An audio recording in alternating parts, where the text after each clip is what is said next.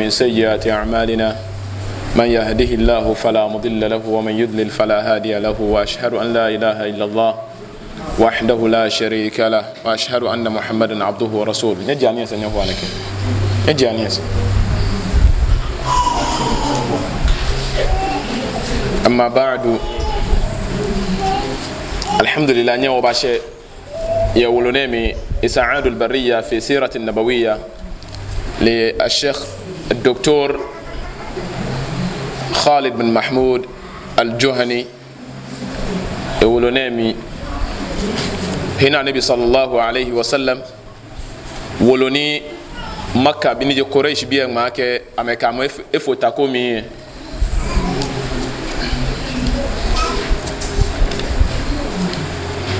ni anabi sallallahu alaihi wasallam ni waje chon la keshi aya ni yake ame yake shi nakan woloe kolo eba yile ni heni peneshi ji heni angma bismillah lele na ma ko ame na keshi lele no ni gbalo yo eyemi ni fe na kan sana me hila me yake lele ke nyugo gbalo ni moe ni ame kufure eko ba fata emu amba bon kafiri chi mo fi mo jugba na me bon anabi sallallahu alayhi wa sallam e ke sahaba pimo mo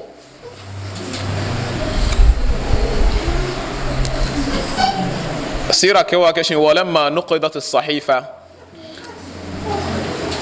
biamini biane sahifa ni ji wolu na ma biamini afitele agbene تتابعت على رسول الله صلى الله عليه وسلم المصائب بموت زوجه خديجة رضي الله عنها. النبي صلى الله عليه وسلم بيان وقفي مني اتومي والله كبر منا سورة كجي سورة الله وقفي من النبي صلى الله عليه وسلم اتومي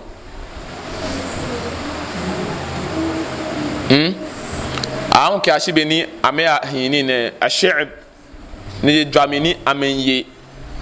باجين ni ni mbena ba ye noko be gbeke bi fo an to lesana kaka anu ame he gonjianse because of ni mbe ye no no mi akefo Abdullah ibn Abbas biane anabi sallallahu alaihi wasallam e protectors enyo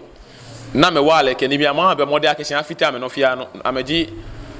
ni ne Khadija radhiyallahu anha ke Abu Talib ni je wafa ke nga biamini ame jeme eche no beni afite wolu ese me eche no ni hawmo like ka ekonye ko sekeba ame eje no eche ni Khadija radhiyallahu anha ni mo he wala negbo de Khadija pe wa ammuhu Abi Talib ka Abu Talib hu le on the same period Khadija gbo eche no le hu negbo لأن ما يشاء النبي صلى الله عليه وسلم سي وكان بينهما زمن يسير نمن يقبو خديجة يقبو اتيانوني يوفاهم بو نكن بيني فسمي هذا العام نكن أفيلي مي history مي Islamic history مي أتو نكن بلاك عام الحزن أفي ني أي أرهويمي نبالنا كان فنالت قريش من رسول الله صلى الله عليه وسلم من الأذى ما لم تكن تطمع به في حياة أبي طالب رضي الله عنه. نبالنا كان نام بناه بين بون النبي صلى الله عليه وسلم بيمو ni amepin na kan pin mo ekodan benabi Abu Talib ya walami amba nana kan egbe na kan amekebon Nabi sallallahu alayhi wasallam pimo وكان مما حدث له صلى الله عليه وسلم أن سفيها من سفهاء قريش اعترض رسول الله صلى الله عليه وسلم فنثر على رأس النبي صلى الله عليه وسلم ترابا أما ما بيكو كان النبي صلى الله عليه وسلم هي إكو كي بيكو ني صلي كعبة في سجود نعم يا لوشيا نعم باتشي إشوي النبي صلى الله عليه وسلم نوكي انتي كي هي فين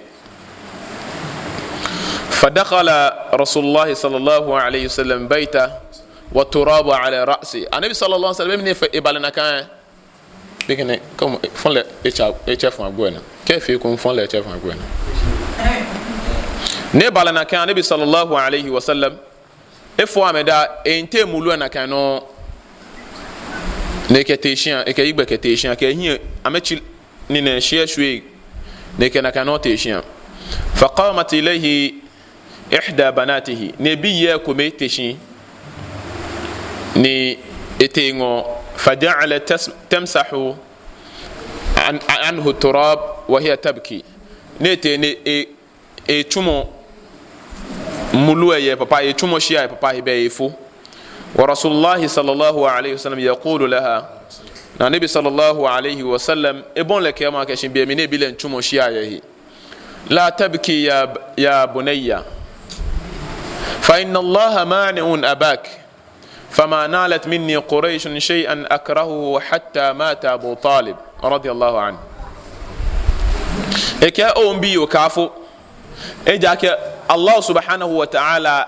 إبابا إنيوي إبابا أو بابا الله سبحانه وتعالى با protect أو بابا شي قريش بي كنوكو إفكومي ni enawa mefekomi niseni ani ne enawa tamobeni ngwafa ni jin papa Abu Talib egbone nibi na mekefiom bia ne ina wafinoni mini akefiom dane ki ashibi na Abu Talib egbo وقد كان النبي صلى الله عليه وسلم حريصا على اسلام عمه ابي طالب الا انه مات على الكفر النبي صلى الله عليه وسلم بني وفاسو مسane wa tawni baba shahada kalima dani egbo to ne bote islami islami dani egbo shina islami ya nka shibi ne egbo upon also mo ne sumo nabi sallallahu alayhi wasallam shefi shahada wa bana no niba ona beni meni keletwa ne ameno amekele fotako mi na meshuele na meke amekele be business amekele be gblanshina amekele be no kono fimo ameno ame hane egbo ekufurno falamma hadarat aba talib alwafa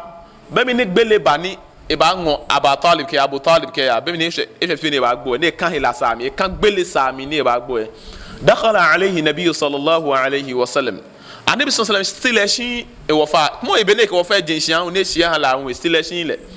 de yen se kete gbele sami wa indahu bene shojeme na abu jahal wa abdullah ibn abi umayya ka abdullah ibn abi umayya kafiri gingimenyo faqala jame peshi kame wonche ko me sho nukpa ni ya mete menyo ne abu jahl ke abdullah ibn abi umayya na me yengo minji na me kole faqala na nabi sallallahu alayhi wasallam la ete wafa ngone yake la ke ay am eke papa wafa قل لا إله إلا الله كلمة أحاج لك بها عند الله ايش يعني صلى الله عليه وسلم كاشي يا عم أي أم قل لا إله إلا الله كلمة أحاج لك بها عند الله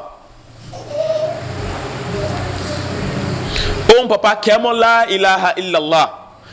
كم يمونا nke ba do mo hie nyungo hie nke fe hujja habu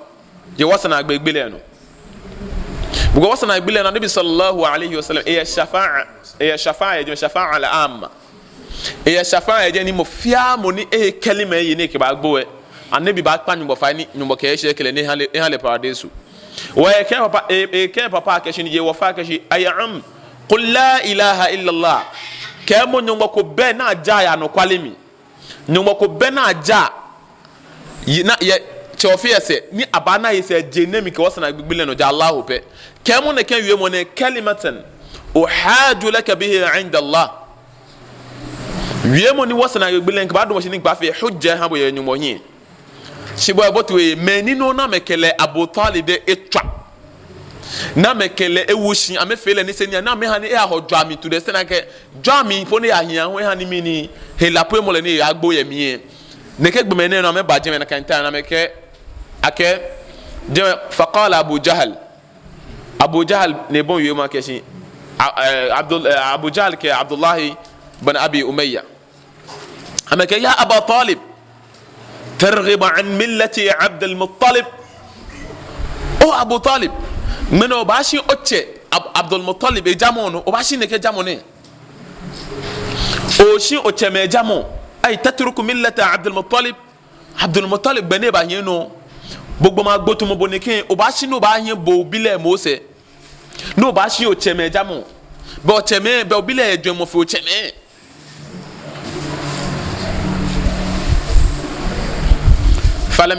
فلم يزال يكلمانه حتى مات على الكفر بنا نبي كلا كشي يا عم أي عم قل لا إله إلا الله كلمة أحاج لك بها عند الله كم لا إله إلا الله أمام كلا كوه وبعد بيجي جامونو لو باشيو تشمي جامو أنا كهي أنا هي أشيء موني نعم بيجينا كلنا أبو طالب هو يي لو كي النبي صلى الله عليه وسلم يا ابن أخي ekeo inyemi bi ndi nwo faase natri ajije akese abaka infe egbejiani nkun ko ebo maka awie mo na epo ninka obomi nche nke abomi nche ajije ake hia hihwe mo sane ni ba ni na me nkun na abaka kese ya hia egbekan bi ase nkun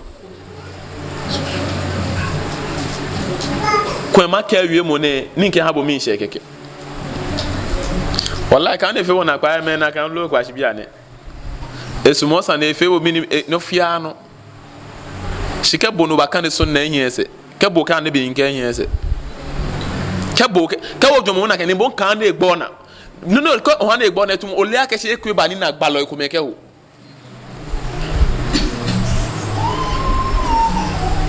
bonono ba fe jimi ni boden che fo e mo fo boden cho e mo onu chumo ji wa ma ala rasul illa al balag chulo le noko beni wa fi ja sena ka ba o ba ha keke ko to e ko ta boden che afo yi because e ko oyin me fo mo ahun e bono ana o je o to o je me ko ma me ya me ngbe na bono akoko yin po no no o 99% the focus mo yo yi يا أيها الذين آمنوا قوا أنفسكم وأهليكم نارا onye menye nyubonye nye ji anyehi kenye ngame kebi ke jalami onu ishi o boden che kenklen fohi because I mean o nie na kanji bene yola ayeme kuma afia me na kan kumono ni ne Abu Talib ne suma nabi Muhammad sallallahu alaihi wasallam ni e protect la keshin kabo jamone ko ba fi wa fi mi ni femu meni amekele twana me suele kejemanu na mekele fotakomi je no fia no mienmene ne ya agbo ameji menu na ambasaran le ne amen force akesande gbo ekufurumi ekule bo no ya agbo ekule na wokunyo physical ni baba shi nan tan shaitan baba mo fia mo ko agbo shaitan baba me mene me shaitan na ni ne abonsan yusu ke hani ne Abu Talib jino ona ko ya agbo ona ke shefi o kan gbele sami kan ni buku ba jeme jagbo me papai je malam fu enu mo gbe se lo je malam fu na me be no kan se ba me calculate ni ne ogboshi ni me ni ba ko ne ke mo ni ba ay malam fu ko na e fon fi lo e jam be no kan ni gbele ke bon ya nisa na meke bu yemu na ne bi ko e wo fe ko e qul la ilaha illa allah kamo la ilaha illa allah kamo bon kemo nya wale na kya la ilaha illa allah la ilaha nya ka tarika bi anu ko sheganta ka no ko no la ilaha illa la ilaha nya ka no ko la ilaha illa allah la ilaha illa allah ani yomo je ko la ilaha je la ilaha illa la ilaha no la je ni je shahada ni ko ani mo gbo egbo ke yomo na ke shion islam je yomo na ke boto islam kumo yomo ne ka ne bi ake shin wo fan ke le un e ka ne bi ake ya rasulullah e ke ya ibn akhi adi je ni makka bi ba ke quraish bi ba ke nfe hin gbe jiani ake shin isin chema jamo ni ba hin gbe ken se nkun ko ma wiye ne ke wiye mo ne po ni ke wo bo mi hye maka la ya ni bo na mi hye po keke famata ala kufrihi ne gbo e kufre mi na kan no ka firiji ba ho mo fe no fe na afi obi an photocopy wallahi black and white original copy se ba ho kuma akeke wie mo what's na gbegbilan wie mo yi shekami ni aba ka fe hen gbe jian sande aka ba hen gbe kan bi ase na esi eche ma aja mo se wallahi ka gba onye temugo na kenye nkane sunna ye konye nkane amen na Qur'an mi amen na ka hadith mi amen ka chuni naka nyenye kan o amen ka chuni gbege bi nkane ka me fe baba ka mba amma fe gbege bi ni chuni na me nyese nyumbo jamo fe me na tu fe hu gbege bi ni chu je gbege bi ni chu gbege bi na me yefofo oblahi ni nyumbo chu hi me obla no ni nyumbo ha de awie mu a hu ne ke gbo kuma ne bi no hu keje be na 40 years kenya nyumba wie mo son ni nyuma na ewie a won ka shi be ni ena 1000 years 50 years penny be mi 50 years or 40 years we me be 10 years because one aka share 950 years na time e nu ni 40 years dan e bon share mo na ka onu shilo o ko ke fe gbe ye fe ba fe tu menye 990 years ane bi nu shimenye ni boletwe kullama da'awhum befe bene ba che ameka ba gbenom da'alu asabi'ahum fi adhanihim ameka mini wa metu emineke kamen wo kay amen wo ko na bi nu hu ameka mini wa metu emineke wa ne bi hu aka fele na kan wa qala alladhina kafaru la tasma'u li hadha alquran walghaw fihi la'allakum taghlibun numo ke anabi nu ke fe wa anabi nu aya ejime suratu nu ke shi ameka mini wa metu emineke ke kama me mbolo alo ke mo ebu anabi nu tu an lewe ba na to 50 years lewe na bi ke na bi ke mo ameka ba na anabi nu hu shi oye ke ko na me ne beni mo ne shi ke ba na kana mo papa mo ne shi ke ba bi ene aka mene sekelo ni nyeka boale to egbe fe egbe ni ba na ke shi enye just ni jale ta lo ni ke ni ne wa ni to nye bola nye ho ni bona fi nye kanu anabi hu ne ba na kanu وقال الذين كفروا لا تسمعوا لهذا القرآن كافر جي يوم جنا مي يوجي نكا كان القرآن نكا بواتوي لعلكم والغوا فيه نبلا لعلكم تغلبون نقول نينو با يا منونو ولا امنا مي كام بياك نكا يا دارو سنن nya solia neka ya makaranta yaji neka abonya abo anoko kenya boto nya achaki kenya boto nya achaki yo me ame fiti ogbege mi ya me na kan na agbene je no humpe sha aba she ko kanu jomo ke ba kan no ko ba ni na me ne to wonye ke we na ego ni na mbo be bo ne che bo obeje ma na je no ke je ma na je bo aka yo bo mo ni bo masha Allah bo hozla ahlu sunna fi anu je no sana yo min cho me ni bia ne wo ye mustakbal aya future je mi pencho te gbege bi ne fenye na ametashin bia na awe amenu shebi to amenu shishi wo ka me fan akayo no mo etu so me nyo jante ka me tu enu tumo bona ni meni wo ba tu sa me ji meni nkayo akeshi bia no na ke bia na afi oji لا تسمعوا لهذا القرآن كما كان القرآن يكابو أتوي شيء باشا كوي والغوا فيه بابا مي لوجا كبني ينسولي كني باتوا يواسا بيكون ينسولي أبا كم مسألتي أبا فين كبا فين كونه كانش نيبا agenda كونو وان radio station agenda كإن شاء الله وانتوا يا radio station noni sani ken clear do minji to be no le ake be ni wa kase wa boni kase mo na agbele makanda 2015 14 wie mo jini wie fa ke agbele makanda ni boni kase mo abaka ashwe ni akenye ba to abaka akenye no fe ba mi alo fe ba mi beni na kan ni ne ta le ten mo ne fe masalati to mo geto e bi ene down ne come to e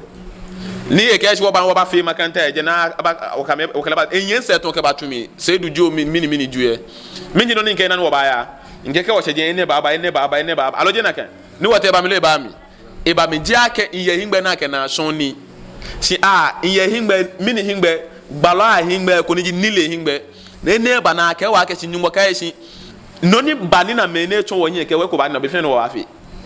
ona kan nko onye bia na ke o ba radio station sa no ke manager tashi money ko radio station no jo egbe fe egbe director jo no ke la ke bia na bia na no ba je ahlus sunna kungiya no ko jiwo je ahlus sunna organization jiwo je tijaniya jiwo je tarikatu qadariya jiwo je shi'a bi jiwo je ahmadiyya jiwo muslim jiwo wo chome ke ba qur'ani ke sunna no ala manhaj salaf beni salaf e ken klen bibli ma biya me no qur'an ke sunna shi jamu fe ni e jame jamu no jiwo jamu na gibe ni imam malik ni no fe na je ame jamu je wo jamu ni o en na ji no ni won je wazi wo ba fe ni wo ba ke mene mini program wo yo mene wo ba yo homosexual wo ba yo ne je wazi wo ba fe wo lo wo ko ba fun shi wo lo e ho won kan mo fia mo no du na ba je me wo ba fun no ma o ona Quran ka kan na mo ye ba je mi Quran ka kan na mo ye ba je mi muslim ye ba je mi mu'min ye ba je mi kafiri hu nasara oni di christians hu jew fo hu julo hu amale follow asawo na mo ye ba je mi mo fia mo ye ba je mi o ka manager o insha ka o je nsin ba se be ko me ko ba ji obi enete o pe ne ba ji te bi ene mala me ko ba to ma ka sin afele ne kin asuele agile o pe ne be no ba rosa de wa we go na kan mo be no ba rosa de king de na danu aba gbele karatu na yo mo ji ni wi ji no lele ni wi ake ne kene nkana but ne warqatu bin nawfal saniye na je nsin ba mi lo ba lu na ka jibe ne yole o ka dwan akeshi like kan na efe gbo akeshi da bi bo onu ba fe easy bia na ebe go na fa easy ba ko fitna no botemi e fitna den je pa ko won botemi bia na ona go noko ona me na me se gbe la ma mejo fu amenye ni ameka pu amejo fu ke 2014 bia pie ngba me yo pu amejo fu nyenye gbe Quran na ka jibe ne yole wallahi je no tumoni je politics no tumoni numo de no tumoni la on jilo nyuma je no tumo ko na atu na ga sin wo kento members wo kento mini wo kento na mo ba se be go kumeto ba cha za kumeto ba soli o kumeto ba cha za kumeto ba soli kese khutuba ko so no ba aljanu khutuba na ka jibe ne eyole shi be ko ba se we kuniyeli ba se kenyo bo so we ko ba hin no mi an bona fe no jomo da wasana gbele no son ka se bi no ba gbo ande be nyo kela ke si kuniyeli e kome wo ba ndo na e kome ka wo so wo ando na bia na kuma na nabi sallallahu alaihi wasallam bia na wo fa on e fe sacrifice bia na e to na enyu wo fa on ka ke si ken bia na e bon e ejamo yi ne ke no gba ba ke esu ehin ase e ya yen gbeke bia ajamo se na esu onupa ajamo mene je no ni fi o me pi e na ke mene ma meje onupa na bon islam e fe mo eche mene me hu gbeke bi ne na o si gbeke no na ke no ja no kwale sika o bon fe mo kwe ke so le bi e pe fi o jil satul istiraha ke so le conclure fi ya ba ke fi ba ka ona sidik manu e gwe fi o then e jom na ke be ni shaitan yo shaitan kenya kan talbisu li iblis wana shaitan e tricks pine ke mo bo ma desan fe o ba no na ke tumu ni waja mo ja example shaitan e ba no na ke sin ya ni me ko ejuan ke sin ona ke ona imam na ya pele mp ya pele onu pa ya ona ko apele no na no ba bo opportunity no ke chake ni bi ku me ne hi e la ka bo you know ya bi me pina e bote mi age mi na me nya me chake e ko ni ozo ngwe no amola age chi ba chake la le bia na e che mo e se olojo gba mashallah ba go first halu sun na joy ba ko ni le bia na 40 days bia na cho imam 40 days ba ko e ba me jugba na me ache ba na e ba mo ba ko me ache gan adanwe muslim council ni anwo nyanyina muslim ngo nyanya wallahi ko so wo no fia no ejelemi wo no fia no yo ye ejelemi je no cho age man jejibu wo nyanyina ko gbena wo che ko gbena fin duku ko gbena fin tawo banka fono ko gbena ke tesbi esu no fo ngma shi ngan bi e ke bi je nyumba sane ene banza ne je nyumba sane ni ba ko bo ate afio bid'a min bid'a first ahlus sunna wa kashi wona ga oni leji imam le ke a fight wona ke le na ne ke to the extent that current imam kan shi ate abila ke shi e bia ne ke gbo na mo ni sane ya da ba ga bia ni e bia ale bia ne be sana wo imam conclude e to ji efe ne gbo na ya ni ona bon sambe ne efi o mo keke ha ni o la je egbe nyugbo no sansa na kan no ke obi ni baba ne ba ke ba no kwala ke mama papa eneje na kan no na ne bi ke no nyugbo ke ne ka bon se aboto mi ake te efi o te no bi le o jame fo no na ga firaun ajino firaun ele nyugbo ele ake nyugbo ye shimi no ne fe kufure ele kwa ke shi memu sa mene le oni awo le ye nu no gbe ke bi le gba ne ba tun mi nyugbo ene gbe na bon san ton ke mo me pi jino me pi mi no ni fe wa ka ba shi bia na me mo ko sunna mi na me he gargajanci mi ku sunji ami we na ke Adams Isaac mo ko na ate na atachi na a check na atachi no ke Isaac di bo se je se no no wo he wolu habo no bo ali ba ta ka se mo bia ne ko bonsa ko na bonsa fe adwam odo na eyo won ye male na etu agbe na etu an Isaac bom ni ka se mo won ye male na ta mo den che male mi ni ba chon bo Quran she ke na ka adme na je bia ba ka se ni ye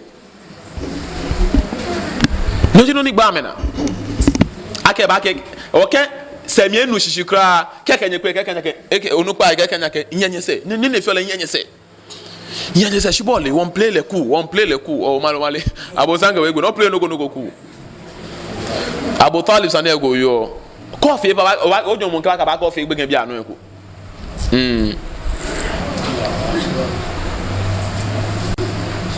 be me na dey enforce le ne ke agbene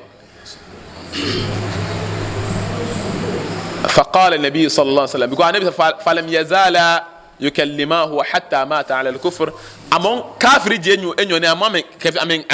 وني امي اوبون ne jeno nyumba plek aya shike hani bi Muhammad sallallahu alayhi wa sallam faqala nabi faqala qawlu Allah ta'ala nyumba yomone kashi ما كان للنبي والذين آمنوا أن يستغفروا للمشركين ولو كانوا أولي قربى من بعد ما تبين لهم أنهم أصحاب الجحيم ما كان للنبي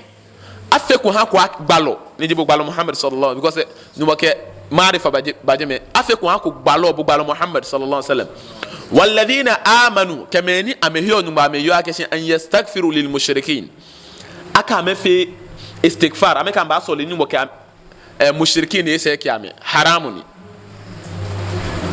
حرامني أكا بالو كماني هي بافينا كان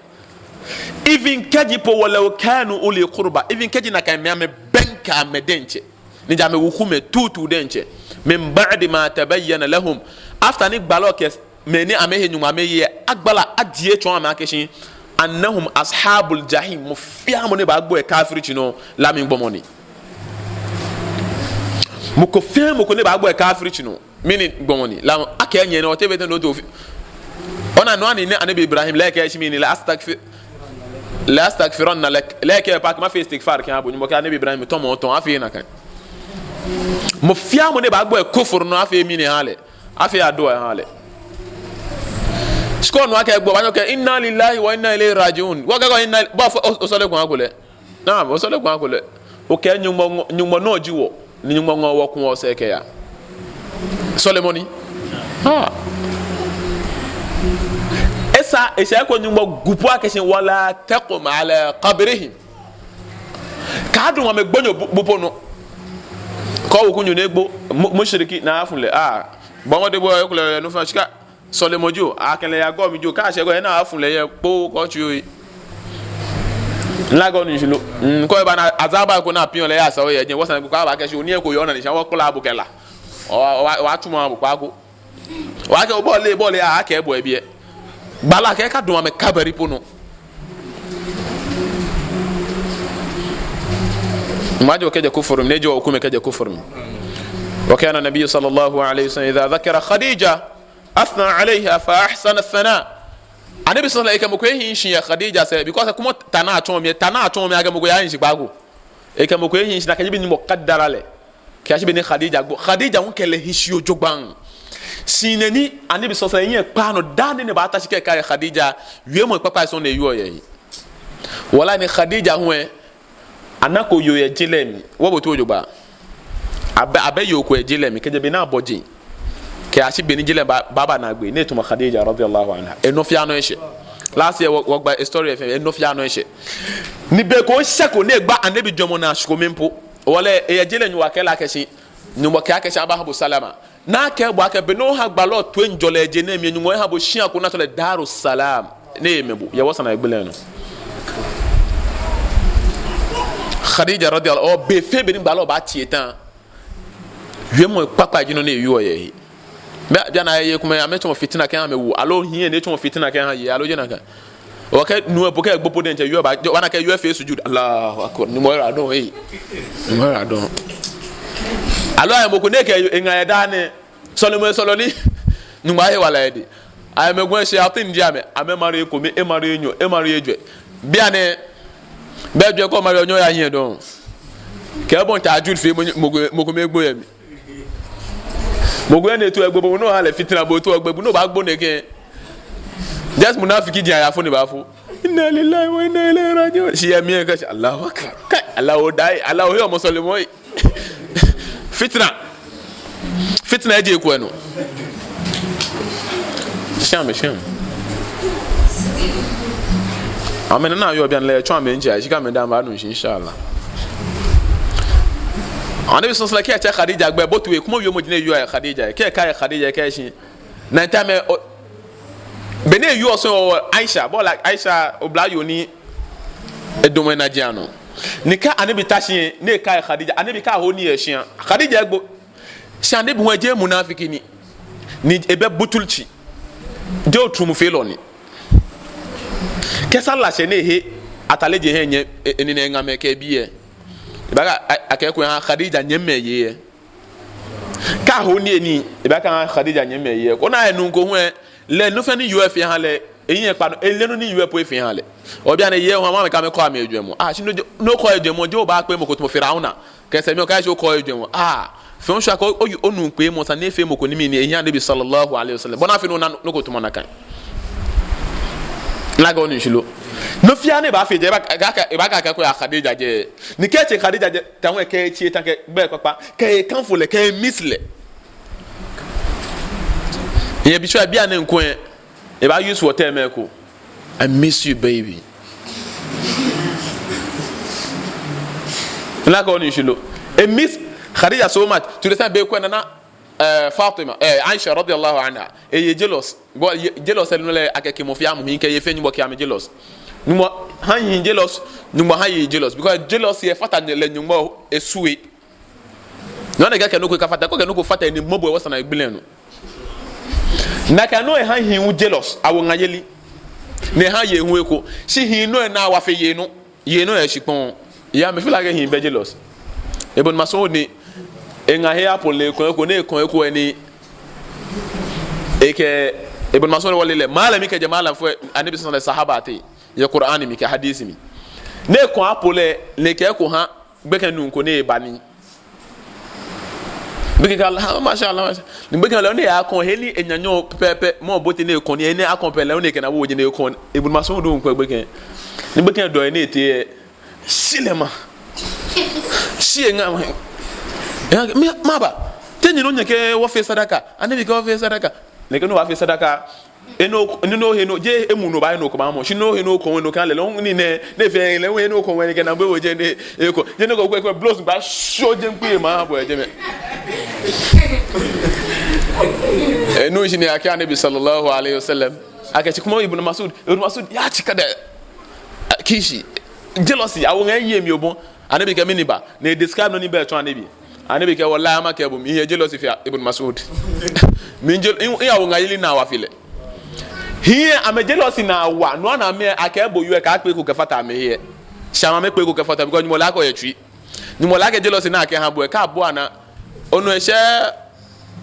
kota no jealousy na ke ale no na ke here me ke to mo ko ya yen ngase alo no ko no ke gbele sa na ba mi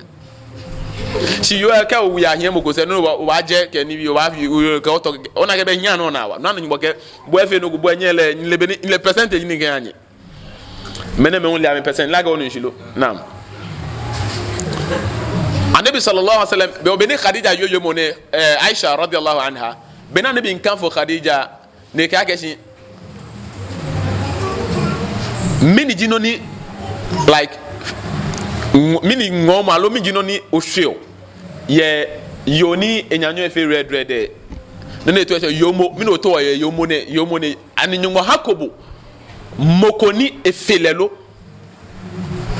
wo bo anabi sallallahu alaihi wasallam to ona ke o pe fe so akon ni bi na aton mi na efe ne tobo kele na efe Ghana younger wife ke baba disrespect le ke no ntaje ke ba fe ni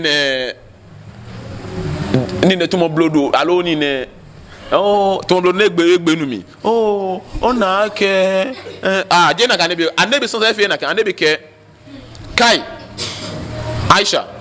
ma abdalani Allah azza wa jalla khayran minha eke komo je ni nyuma ha mokoni file yi kenkle nyuma ha ko me mokoni file no je kenkle ahun ni mo pa atomole akbar moni tumole pa ko me ahun no wa ka file ha ko mokoni mponi e benkele ama ke bo no ina obote otwimi ona ke wiemo ne bo ama gbe wiemo na anabi ke ma abdalani Allah azza wa jalla khayran minha nyuma ko mokoni tamala ahun mokoni file قد آمنت بي إذ كفر بي الناس بيني بمادي سانفين كمي مالي يوموني يو مالي مكو هيمي يي لجيموني هيمي يي بيني مفيامو بمادي سانكمي مالي لهيمي يي وصدقتني إذ كذبني الناس نيكي أنو كوالي جينوني يو بياميني مفيامو كياكسي مي مالي بيني مكو هيمي يي فيميني هيمي يي بيني مفيامو كمي مالي لكمي يو أنو كوالي les demandes وواسطني بماله إذ حرمني الناس ni ekenina mo eshika ke enina mo fe wamini nke fe da'wa bi amini gbema de sanfen ka me ha mi ni pomaye warazaqani Allah azza wa jalla waladaha bi fe huni fo nyumbo jomi ke tun lenu إذ حرمني أولاد النساء بمن يني تلاش نتي مكو يكون كو با فو هامي بولي يا كما بيبي تشون كو تي ويما كاشي ما غبي اس اس نامو ما غبي ني فنا كني كني سو ني فو هامي خديجه لجي مو ني فو مسوم بي فين كي هامي جا ابراهيم رضي الله عنه انا بي انا نكي بي مو ني وي je gbile pe ni wi ni ke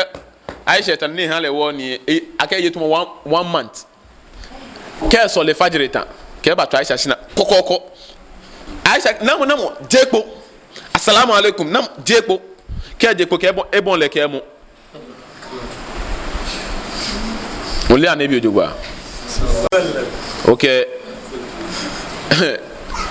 engane wala to ne wa so ke e so le nana Aisha wala ka so le tan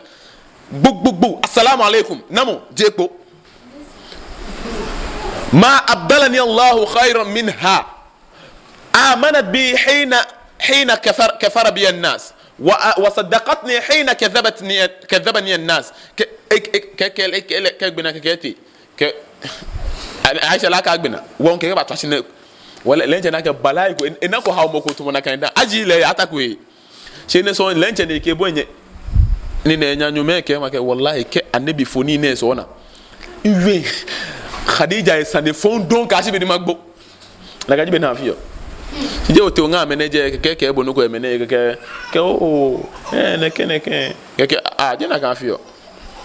na Aisha ho no na le anabi sumo le fi mo fiya mo le ho sumo no kwa anabi sumo mo ko to mo le god be no be ne yo nge wo na kanu e ke na bu ya wo Safia sanemi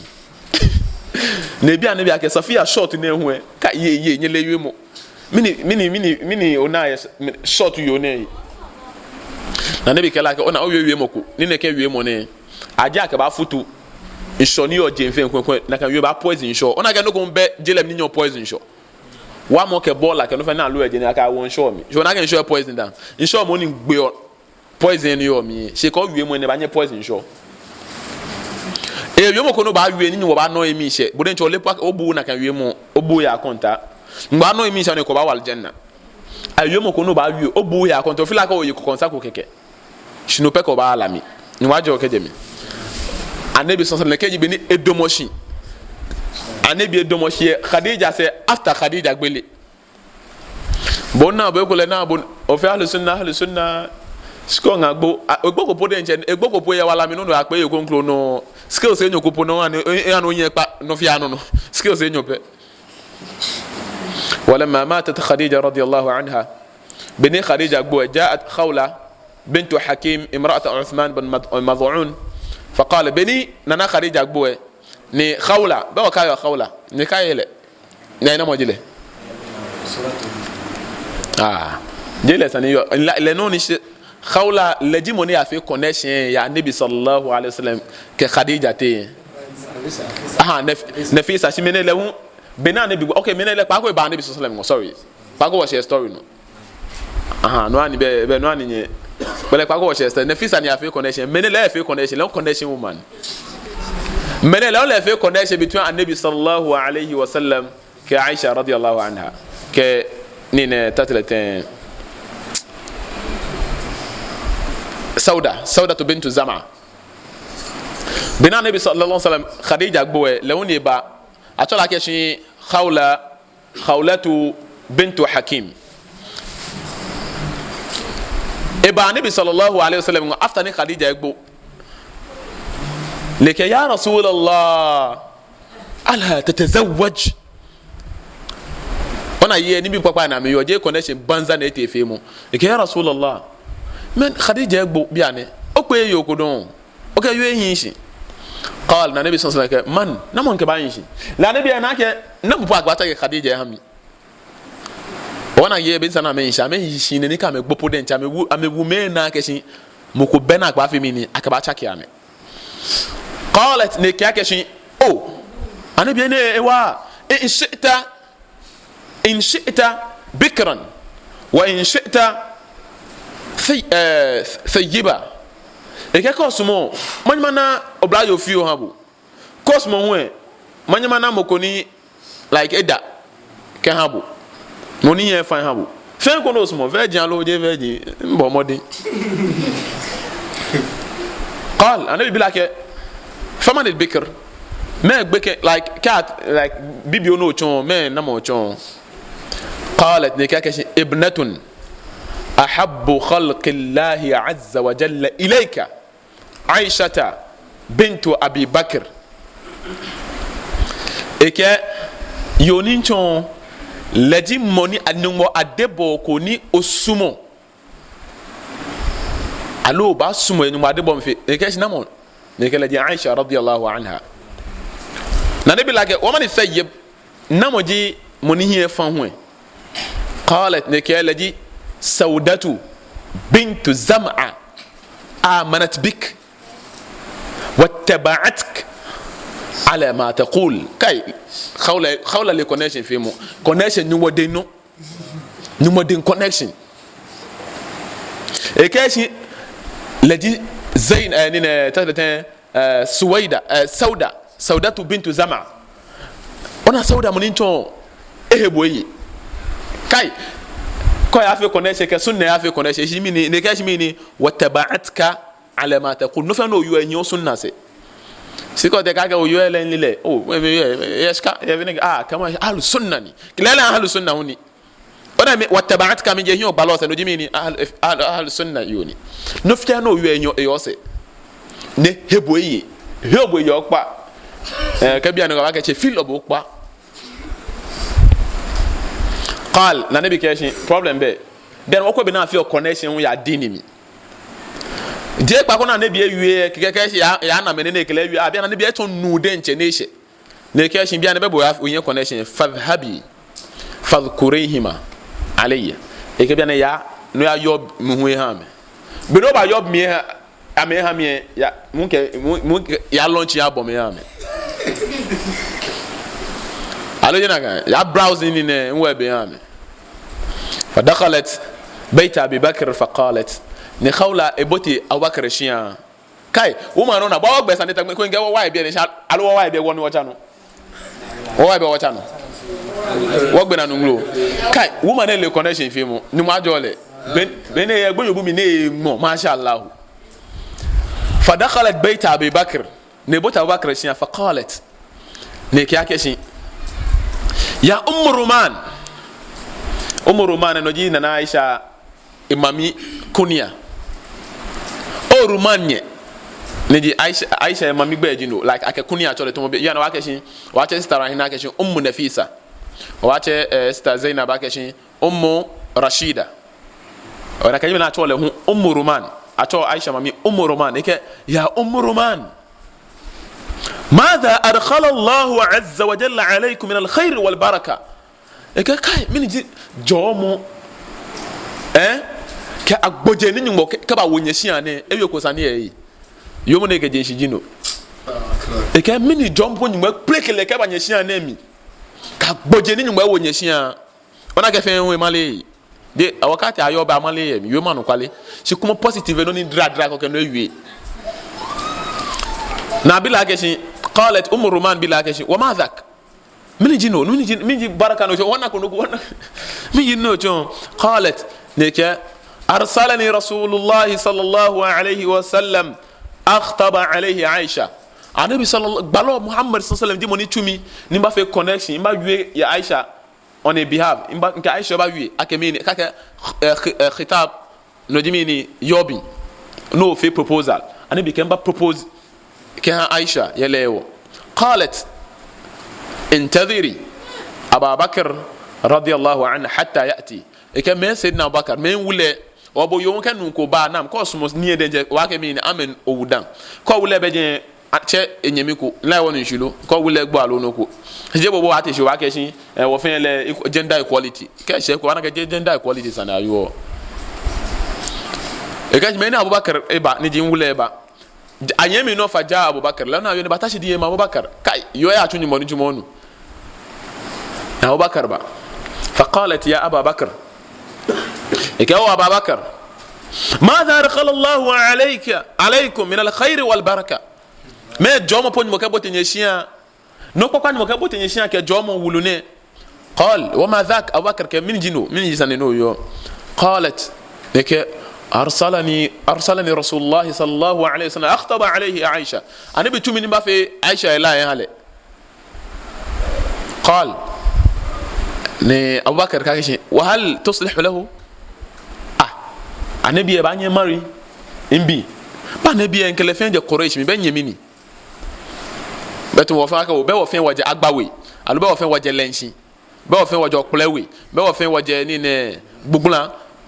إساق سمنا جماشي أنوي بوفين وجه كروبو إلا هو نشيلو نعم وتعرفت إنما هي ابنة أخيه ba Aisha anabi enyemi bini niji anabi enyemi jimini biji Aisha wote ba fitan kele ba yin yo ele ona wie ne lehun himeji an wie mo gba njoma faraja'at ila rasulillahi sallallahu alaihi wasallam fa dhakarat dhalika lahu ne akana bi noni sayyidina Abubakar ke qala anabi ke sanena yemi jimi ya islam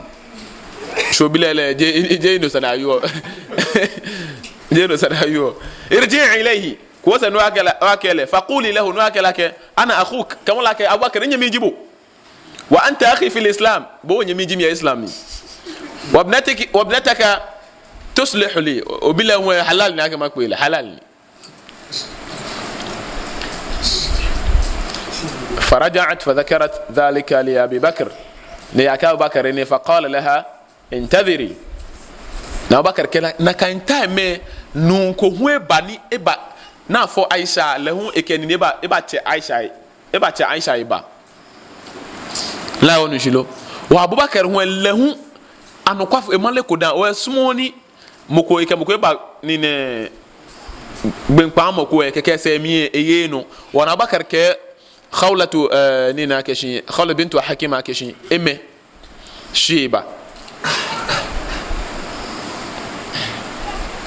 ثم خرج أبو فقالت رومان رومان بياكشي إك إن مطعم إك رومان إك أبو بكر صديق أكشي إن مطعم بن عدي قد كان ذكرها على ابنه والله ما وعد وعدا قط فأخلفه لأبي بكر إك بيان إك خولة أكشي نيجي عائشة مامين ك خولة أكشي أنا مكونات لك مطعم بن عدي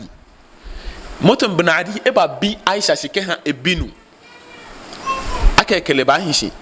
ni ne ke nu ne hu ene ji motum bin adi ne ke eke ewa Abubakar shikwe like e choko e sedan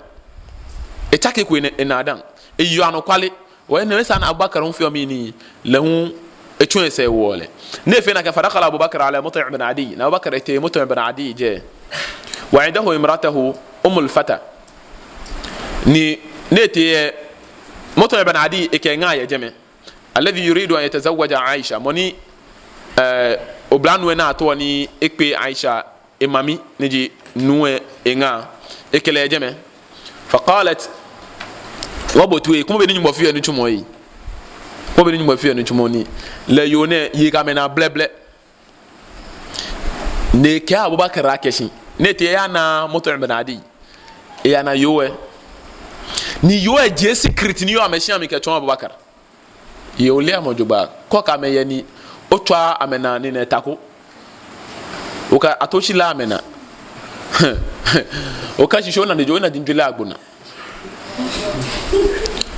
oka jibola ko wo sha go na dinjwe agbona o po people فقالت ني أبو بكر بجنة كلاك يا ابن أبي قحافة أو قحافة بابا نين قحافة بي لعلك مصبئ صاحبنا مدخله في دينك الذي أنت عليه إك وقما نكو يشون وإكل إباك بونا في شيء نين ننو يوم جي وناك كجي إن ولا إن تزوج ابنتك إن بلا بابوت مدخل في دينك الذي أنت عليه ك إن ولا ك يعني ابنوه كوي أبيوه سومو كوبا كان وتين وا تكما كوبا كان وتين باني إن ولا إتوبا إبوتو أدينيني الله أكبر هو مبشر نينه أنا نكون مكباهي na me na ke ayamoko e ba ke me ne ka fe nyanyo ko kele fe nyanyo e shigba ke go fe ba tun halu sunna e ba bonyu bo se ba bon gbalo se yen moko e shele owi alo enu odan ayamoko e pa masalachi na e ba nche egbe jese keke ba bi e ne e tun wo wona nche ko mo gbe han wo bo ko jo me ka apashi e nga ke e ke enye ba bi e ne egbe tene because e ke ba bi e ne ke te shin enye wo because wo yo on tauhid akida na gbene ho ni ke hiemo botu yemi ni ke te sia ho won no ke yo ni fio bo kan ji bo kan no ke yo ni fio o beta sumo ne ba no don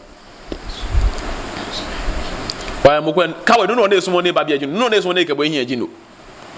si ya ke gbon fon ji bo e be ko ne ba ke gbon fon ji bo e be ko ne ba ke gbon fon ji bo to mo pe no ton ne ni ma wo ton ne ke to mo ne wa to ka to mo ne oton woni ni ma won to mo no ثم خرج ابو بكر ne ka Abu Bakar ne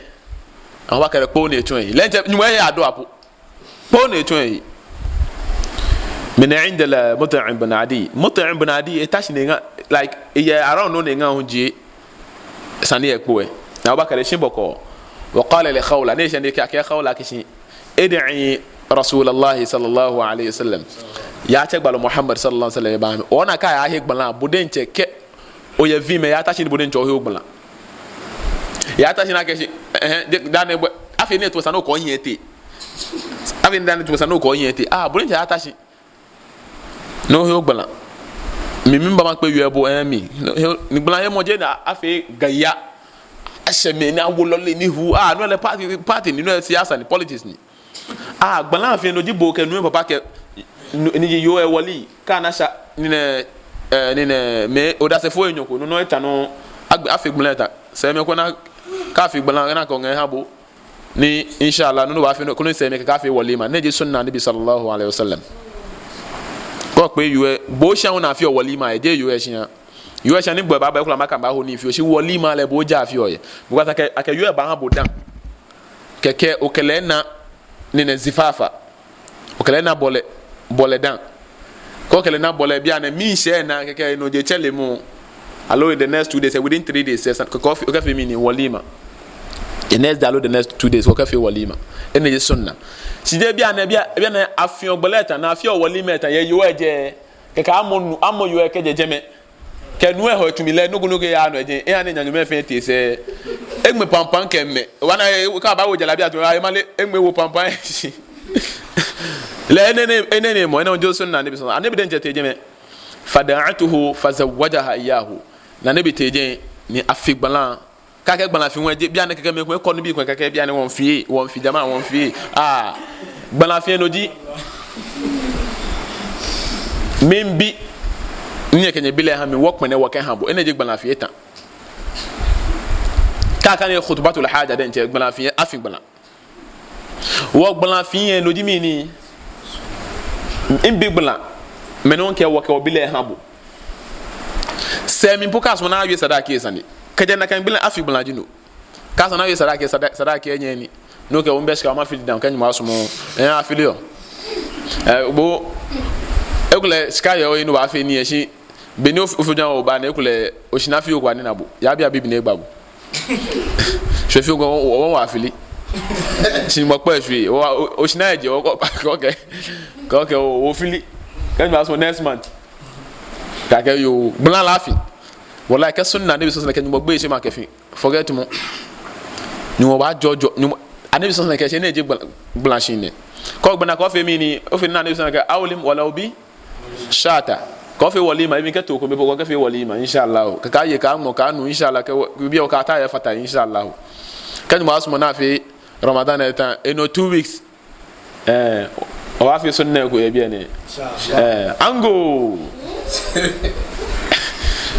mo na wa pe Aisha type ko bikra bibia ko na wa pe na ka inshallah mo fe onesu mo ya gbo mo fia mo nesu wallahi awa fe sunna mo fia onesu ya sen hi na ka be na fe wo fe ko e bi last iye me na ka mo kwa keshi ne na mala dan teke na afi gbona be sani kwa ne be kan biye esi to ma ka afi zinani aya sani o no we ka ye mo se na biye ba biye don because ya hango ya hepa no ke hango no gbo bole ole me no ke fi o ni agbeke be na ato na me fa me te che sunna no afi bida ake kafirj ne to mo no boji nyumbo jamo bida ake kafirj e fetumo nyumbo jamo ne ani zina kuma moni to musu ne ba bia ne ko waso dia me umpe e members p na kan one jamo jin na me to ne to mo nyumbo jamo ba ko ne ke ne ba bia ne ba no ake sha so ma ne me fe ni na ni la me no chumoni was me den check pa fe mo because me no ba ni wacha go be no ni aso khutba ni fe la se fa me nuwe ni ga ga shi nyumbo cha ya ayu alladhina amanu ake me ni kutiba alaikum siyam am jimi na ke fast e fo me no bombo wonche boka bon ofe ku to boka me ni wo be ba me le fe fasting ni fast ofe nyumbo cha bo nyumbo cha ya ayu alladhina ogbeyi boka na fe fasting ni mo tubu ko gbo omo yebo no ka gbo o commit suicide mo ba obola omo yebo e fulo o wa na omo egbebo nyumbo chukobo was my name fe ni yo enu shinaka o po ni agbe fasting lele nwa tukobo atuko fast ni mo ka ya ayyuhal ladina amanu kutiba alaykumus siyam ogbe ya ayyuhal ladina amanu atukobo wa fe po ni agbe fasting nge mo ka gbo mo ka ya ayyuhal ni wa ka ji la ya ayyuhal ladina amanu imini la taqtulu anfusakum aje aya ndo wala taqtulu anfusakum no pem de dia ya alladhina bo dia ya alladhina manu jibu aya na kelima peto nyika gbe anyi mo ka nyika gbe anyi o ka no mo ye wonje gbe fast ni wo fe wonje gbe bo ka gbe mo ni gbonu mo to epo e fe fast ni se ka fe ozina aglo ka shele wi po le po ni cha chekole jangme wi e mo ko wana ka agbele na wi ne ga gbele wi je dabino wala wage ko shomo ko in gozongo mi nona ni bi peke mi yo aja ke shomo ni sho wage joke ni moko ne nu wazongo na anga na manken le gbefo gidigidi asi nada no ya e ke fe ata salatu ya close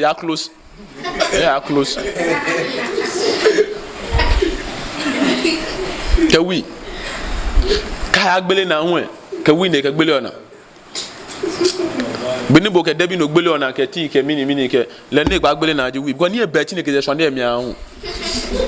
si e fi azumi no ni mo ke azumi nyen fe bona fe nyen pa na me no pa no fi ololo o achebu ko na go o mo yebo no ke gbo commit suicide masa hawo o energy anabi sallallahu alaihi wasallam ibn shine ne ke nana Aisha radiyallahu anha ya idhin bintu 6 sinin na kan gbele nana Aisha na fi gbala how many years 6 years jama ina aka sunna ni botu ogbotu ojuba de sunna ni de tradition ni de gbalo tradition ko ya pe yo ni mi ni 6 years bula jomo ni ko jo na kan no gbalo yo kenklen de ken shinde na 40 years gbalo ye 25 years ona e gbalo onupa yen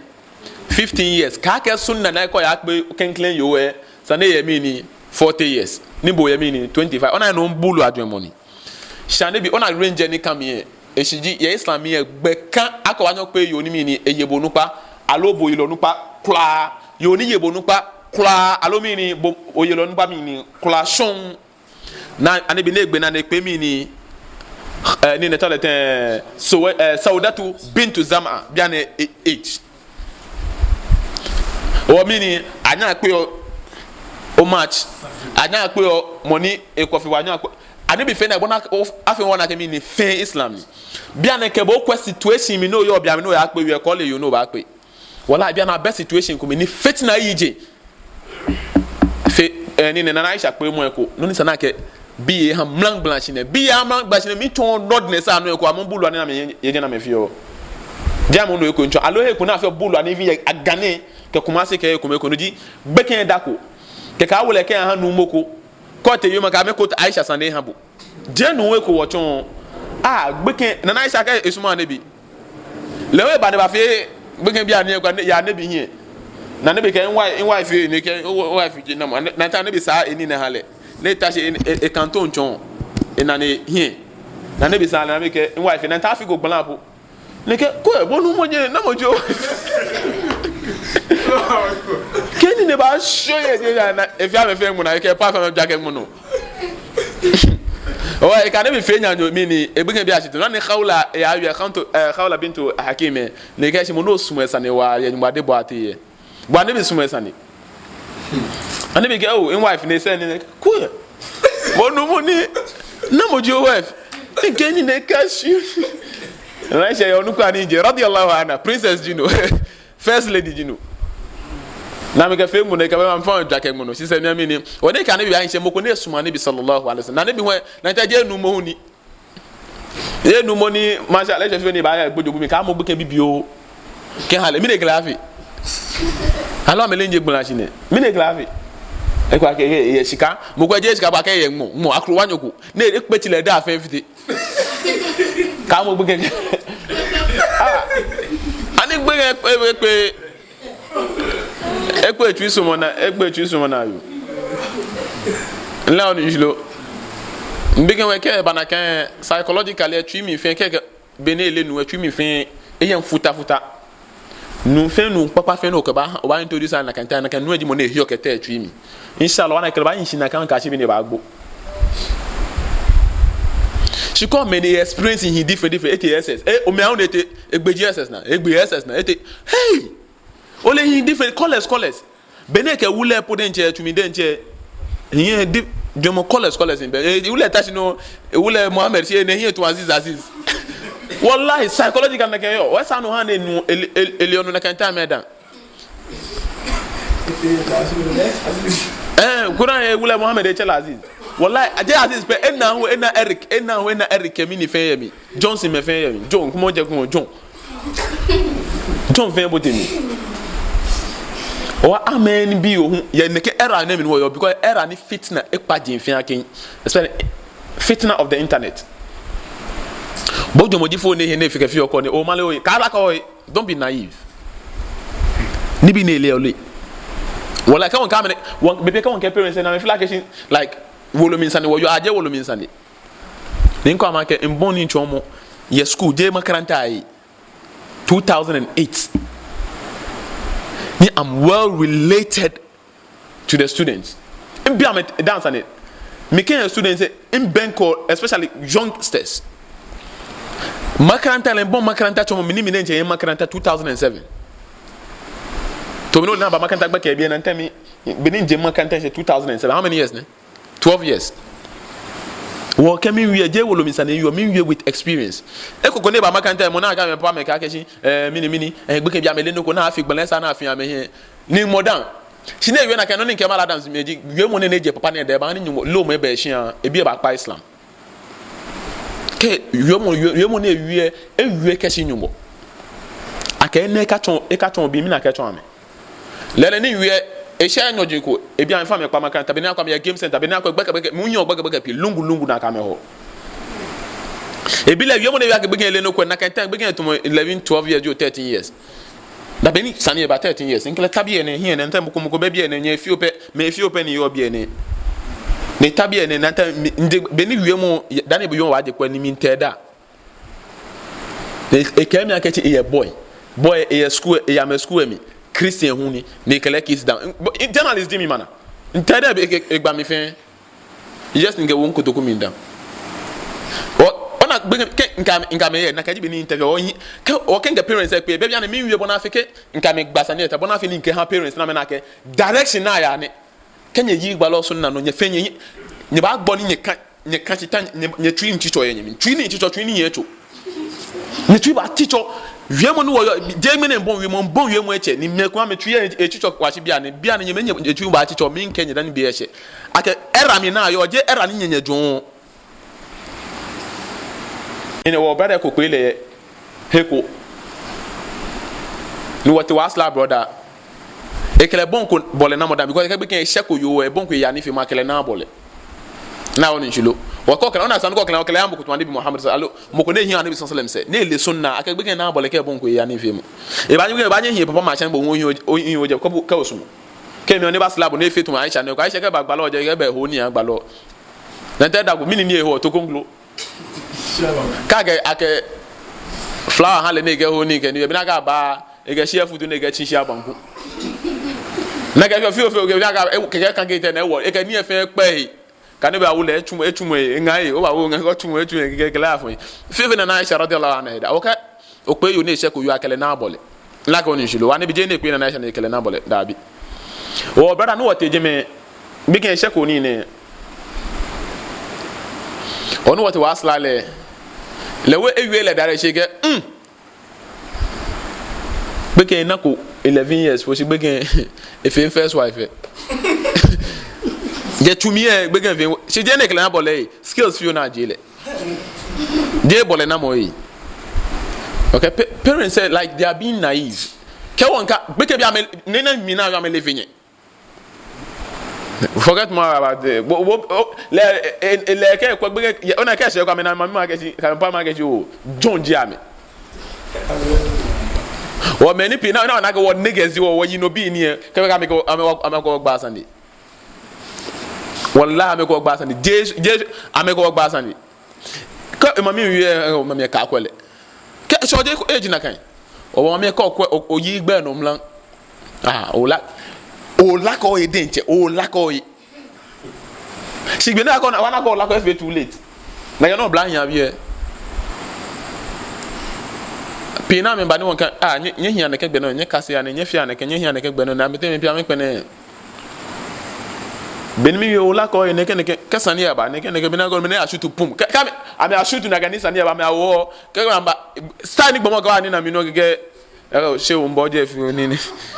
ene Sunday fi ogo ni we ke we awo o she awo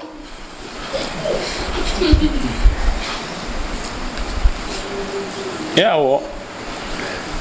kenke la ko na bia no agbonyu gbotu na mo ba na agbobotu ya fi wona pe eso ma chegbe because ni ne ko ke le ba fe bia na san le ke choma ne wotin bia ne o masalachi na mi fitna ne na mbe shu ake je ne feel like edun ya ke ba na ke ko ba pe dan e be ejoma na ejoma ke ye ela mo mi fe edun ko na kan dan se ke pe po ne ba ta bia na to ahlu sunna gam ni mo ande ke gbe na masha Allah na ka jibe ne o bia na le sa ne fe mi ne ke wo manga ko ba na ke ka ton bi e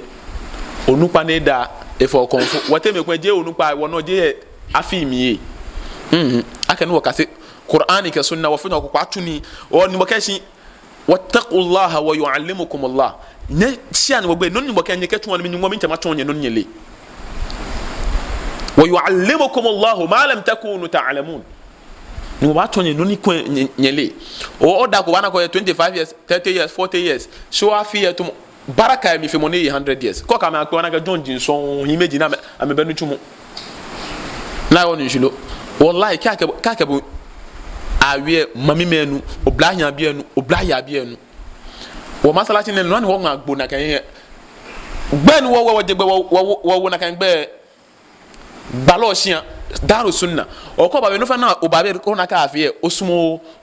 ko na ka osumo so ni mi efe tun ko o to pon no ni ti ko awo ipan ko gbo ko ni mo ko be wo la mi hu aloko yin insha o ma je ya nu fin ni tan ko no ka be ko mi efu ame ni ta me fe sunna ko mi efu cause when ya report a court aka me name am first na ko ya ni tue ba aloko osmo ya petrol no jele won show me no sure alo action ni bi fe jo agbo ya agbo no ba no ejobo action na no wo mom ye ojo bebe ni wo je nsha me la ga chi no go ni ba na ese ba fo wana bia na won we radio we sani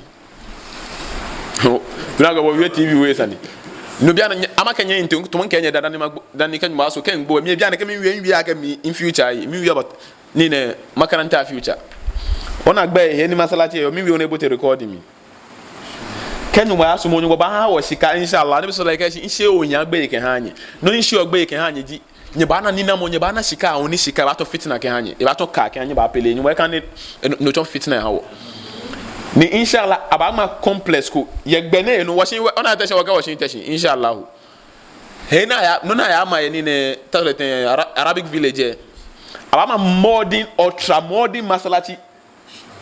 ye gbene no wo chike ay ko mo ga ke mo abama ye ni on tan mo ba wo sika ko no wonje wona ko da na ka ba shin aje ke badin dan bag ke ni bi na ba ma ko ye jeme no ni mo fiam ko he ni on to na ke benke ogugun na no ni o segbe ye no ana fe hijira ye then na fe fatuhul tashi ni fatuhul makka ni ba jo oyingba mi fili no na ona ken gbo inshallah meni mba ni fe sha ke ene ba mi o te me be na wo ko ma ke kenye gbe wo ni fe banza na ka be nya gbe wo mal albani bia na albani e je le nfe na agbela angmala le ke bi ke ngatu shukome ye lolemi mineve wa man qamo minhum illa an yu'minu billahi al-aziz al-hamid jeno kono na pia me fa me ga shi ni mo ke gba lo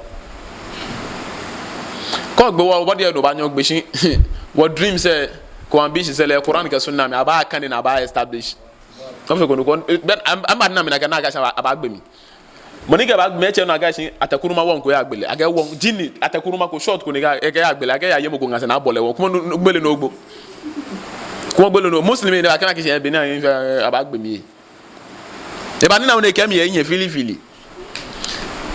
ni ka gbe mi ni wo gbe no ben yin kuni ta'addadatul asbabul maut bele ye gbadie ni fa different me ton gbadie mo ko ba no pepper soup ke gbo mo ko ba ko to ke gbe si ke gbo mo ko ba on show mi ke gbo mo ko yin sujud ke gbo mo ko eju ke gbo ba ke etumo eju ton eju egbele si gbele aye gbele ko ni fi gbele jin fe no ji gbele enyo mo gbenu na bo no agbo ago ya ye mo ko ngase ni abobo won